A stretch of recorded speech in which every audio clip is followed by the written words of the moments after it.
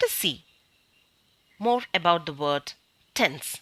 The word tense is derived from the Latin word tempus, which means time. Dear children, you all know that a verb indicates the time of an action, event or condition by changing its form. That is, a verb is an action word. Each tense indicates the connection between two or more time periods or the exact time an activity occurred. Tenses are the form taken by a verb to show the time of an action or the state of an event. So basically there are three tenses: the present tense, the past tense and the future tense. Each of these tenses are again divided into, or it has four forms or subdivisions to express the continuity or completeness of the action and the time. And it is divided as indefinite, continuous, perfect and perfect continuous. Now let us see it in detail. The indefinite tense does not indicate whether the action is complete or not. And coming to the continuous tense indicates that the action is still going on. And the third subdivision, the perfect tense, it indicates that the action is just completed, finished or made perfect. Now coming to the fourth one, the perfect continuous tense indicates that the action began in the past and it is still continuing. So you will learn more about it, or it will become easy for you when you get the examples now. When you look into each one in detail, and I'll give you more examples. Now here is a table which will help you to learn the classifications of these tenses very easily.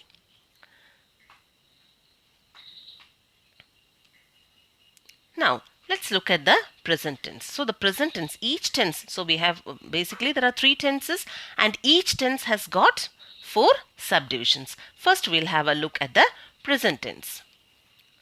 Simple present tense or present indefinite tense. Okay, so it is formed by subject, formed like this: subject plus verb 1, that is first form of the verb, present tense form of the verb, and object. So this simple present tense is usually used to express a general truth or an action that is occurring now. The common example here is the sun rises in the east. You can write the sun sets in the west. Then it is also used to express an action that occurs regularly or habitually, which is done every day. Okay, habitually or regularly done, some action which occurs or which is done on a regular basis. Here I have given an example like this: she often goes for a walk in the morning. Sita gets up early in the morning, etc., etc. I go to the market every day. I watch the news every day. So all these can be given as examples for simple present tense. So simple present tense is used to express a general truth or an action that is occurring now. It is also used to express an action that occurs regularly. That is something which is done every day.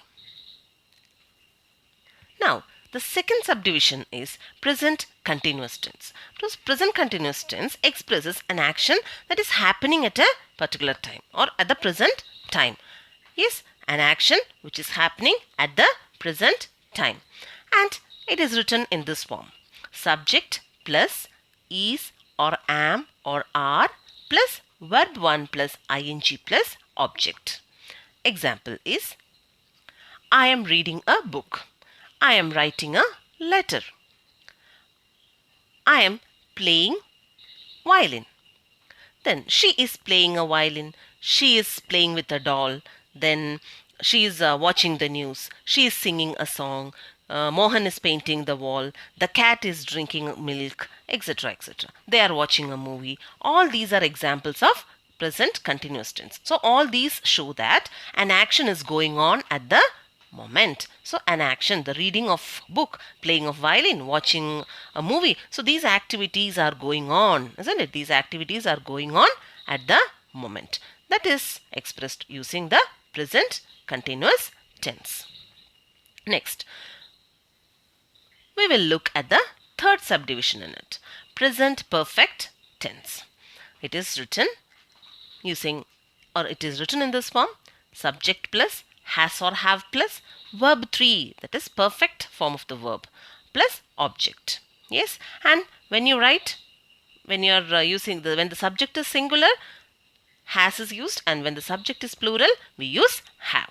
Okay, and this present perfect tense denotes an action that was started in the past and has just been completed. So an action which began in the past and it is just completed. It is just completed. Okay, an action which started, which began in the past and which has just been completed. So I have written a story. I have just finished writing a story, right? It means I have just finished writing a story. I have written a story. Or another example is, he or she has written a story or written a novel. Then, I have just bought a new pair of shoes. You can say, I have just bought a new pair of shoes. My teacher has just arrived. My teacher has just arrived. Then, so these sentences show that an action started in the past and it has just completed. Next comes the present perfect continuous tense. It is written in this form: subject plus has or have plus been plus verb plus ing plus object. So the present perfect continuous, so what is its use? It is used to express an action that has started in the past and it is still going on. An action which began in the past and which is still going on. Right? An action which began in the past and it is still going on. When an action which had started in the past and it is still going on, then we use the tense present perfect continuous tense. Example: Sheila has been playing violin. So Sheila has been playing violin. In the past she was playing and now also she is playing violin. Right? I have been watching the news. I have been watching the news. So in the past also I was watching, and now also I was watching the, sorry, I have been watching the news. Right? I have been watching the news. That means I was watching and now I am continuing that. I continue watching the news. Right? Next.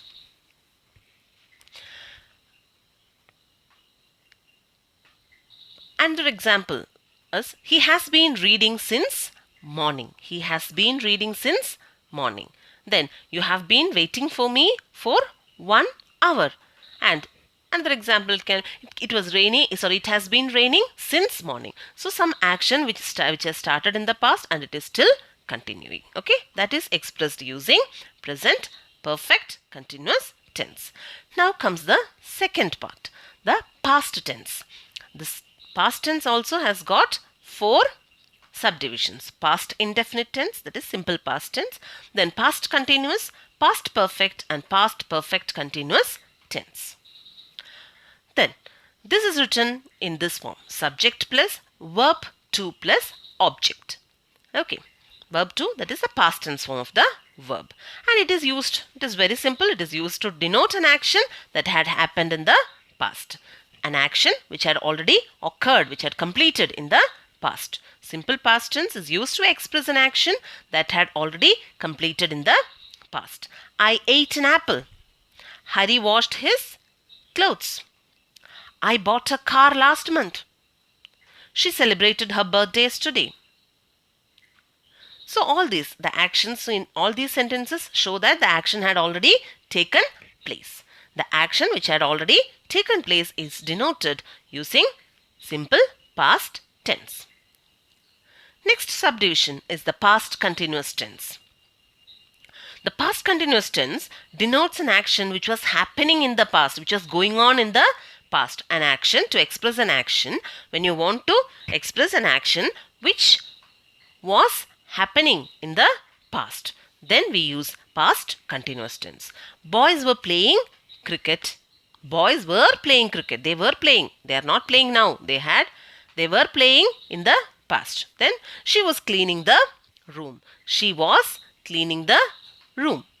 Then he was reading a book when it rained. He was reading a book when it rained. Then I was studying when my father came in. So as I was studying, so this action of studying was going on in the past. So playing of cricket, cleaning of the room, then reading of the book and studying, all these actions were going on in the past, right? So when you express an action which was going on in the past, we use past continuous tense. Then comes the past perfect tense. Subject plus had plus verb 3 plus object. This is used to denote an action that was completed before another action started in the past. So this is often used when we are mentioning two actions in the past. When we are mentioning two actions which had taken place in the past, the first action is expressed using past perfect tense, and the second one is expressed using simple past tense. Okay, when we are referring to two actions in the past, the first action, the earlier of the two actions, isn't it? The earlier of the two actions is expressed using past perfect tense, and the second action is expressed using simple past tense. When you look at the examples, you will understand it. The train had left before I reached the station. So which action took place first here? The leaving of the train from the station happened first, and then only I reached the station. Then in the second one, students had finished the work before the teacher arrived. So teacher has given them some work, and while the teacher went out and came back, students had finished. So which action took place first? The completion of the work, isn't it? After that only the teacher arrived. Then the common example is the patient had died before the doctor arrived. So the death of the patient took place first, and then the doctor arrived. Then I reached the station after the train had left. The same sentence can be said in this way also. I reached the station after the train had left. So in this sentence also, the leaving of the train takes place first. Then I reached the station. Then the thief had run away before the police arrived.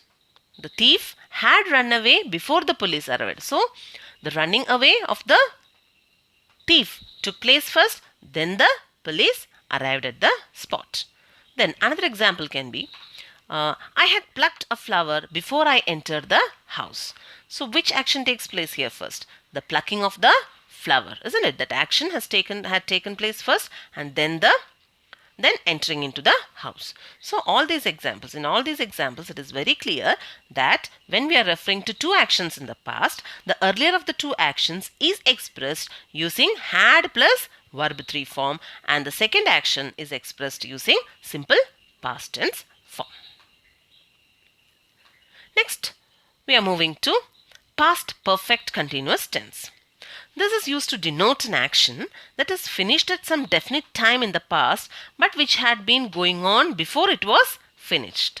So an action had already completed. So before the completion of the action, that action was going on. Okay. So here we are referring to an action which had already finished in the past or completed in the past, but before its completion, before it finished, the action was going on. It was happening. Okay, it was happening before, and an action was going on, and it has ended. Okay, so an action was going on in the past and it has come to an end. So when you are referring to such an action, we use past perfect continuous. Look at the examples. I had been cleaning the room when I heard the fire alarm. So this action was going on. I had been cleaning the room. That action, cleaning of the room, was going on, and when I heard the fire alarm, I stopped cleaning. So an action was going on, and it has come to a stop there, right? We had been watching a movie when we heard the noise in the street. So they had been watching the movie, and when they heard the noise in the street, they stopped watching the movie, isn't it? So that action was going on, and it has come to an end now. Then I had been watching the news for 20 minutes before you came. So I had been watching the movie for 20 minutes, or I had been watching the news for 20 minutes, and when you came, I stopped watching the movie. So this action was going on and it has come to an end. So we had been playing for 2 hours when it started raining. So we had been playing, isn't it? We had been playing for 2 hours, but when it started raining, we stopped playing the game. Yes. Now, next we come to the last one, or the third tense form, that is the future tense. And this future tense also has got 4 subdivisions, right? Future indefinite tense, that is simple future, then future continuous, future perfect tense, and future perfect continuous tense. When we look into simple future tense, see, it is very common, isn't it? When you tell your friends, I will come tomorrow, I will see you tomorrow, isn't it? So an action denotes an action. It expresses an action that will take place in the future, which is going to happen. It has not yet happened. It will happen, isn't it? When you are referring to an action which will take place in the future, we use simple future tense. I will cook my dinner, or I will wash my clothes in the evening. I will clean my room in the afternoon. They will attend the meeting tomorrow. So when you are referring to an action which will take place in the future, it has not taken place now, it will take place, isn't it? In the future, it's going to take place, right? Such an action, we use simple future tense. I shall play cricket in the evening. They will come home by next week. So these are another examples, right? Next comes the future continuous tense. This is used to express an action that will be going on at a particular time in the future. So it will continue in some time in the future. So this action is also going to take place, isn't it? Future tense. An action that will be going on at a particular time in the future. It will go on in the future. It will continue. The action will continue happening in the future. So I will be enjoying the party tomorrow. So I will be enjoying. I will be enjoying. So it will continue in the continuing action in the future, right? Suman will be attending dance classes from next month. Suman will be attending dance classes from next month. Then, I will be watching the news at 9 p.m. I will be watching the news. So all these things are going to take place, right? Then, they will be camping at the riverside today. They will be camping at the riverside today.